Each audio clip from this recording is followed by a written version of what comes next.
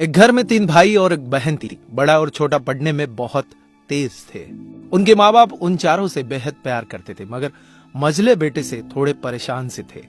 बड़ा बेटा पढ़ लिख कर डॉक्टर बन गया, छोटा भी पढ़ लिख कर इंजीनियर बन गया, मगर मझला बिल्कुल आवारा और गवार बन के ही रह गया। सबकी शादी हो गई। बहन और मझले को छोड़ दोनों भाइयों ने लव मैरिज की थी। बहन की शादी भी अच्छे घराने में हुई थी। आखिर भाई सब डॉक्टर इंजीनियर जो थे। अब मझले को कोई लड़की नहीं मिल रही थी। पिताजी भी बहुत परेशान थे और माँ भी। बहन जब भी मायके आती थी सबसे पहले छोटे भाई और बड़े भैया से मिलती थी, मगर मझले से कम ही मिलती थी, क्योंकि वह न तो कुछ दे सकता था न घर पे जल्दी मिल सकता था। वैसे वह दिहाड़ी मजदूरी करता था, पढ़ नहीं सका था तो यही काम था। मझले की शादी किए बिना पिताजी गुजर गए। माँ ने सोचा कहीं अब बंटवारे की बात न निकले, इसलिए अपने ही गांव से एक सीधी सादी लड़की से मझले की शादी करवा दी। शादी होते ही न जाने क्या हुआ कि मझला बड़े लगन से काम करने लगा। दोस्तों ने कहा, ए चंदू आज अड्डे पे आना। चंदू बोला, आज नहीं, फिर कभी।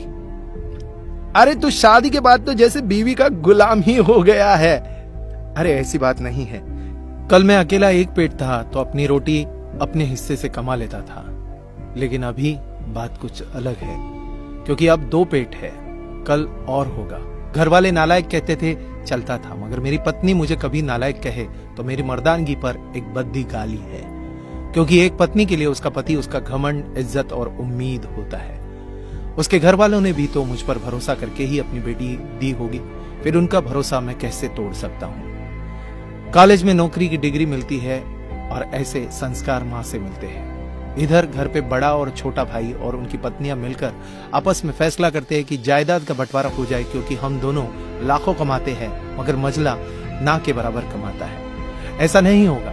माँ के लाख मना करने पर भी बंटवारे की तारीख तय होती है। बहन भी आ जाती है, मगर चंदू है कि काम पे निकलने के लिए बाहर आता है। उसके दोनों भाई उसको पकड़कर भीतर लाकर बोलते हैं कि आज तो रुक जा, बंटवारा कर ही लेते हैं। वकील कहता है ऐसा नहीं होता, साइन करना पड़ता है। चंदू अपने भाइयों से कहता है कि तुम लोग बंटवारा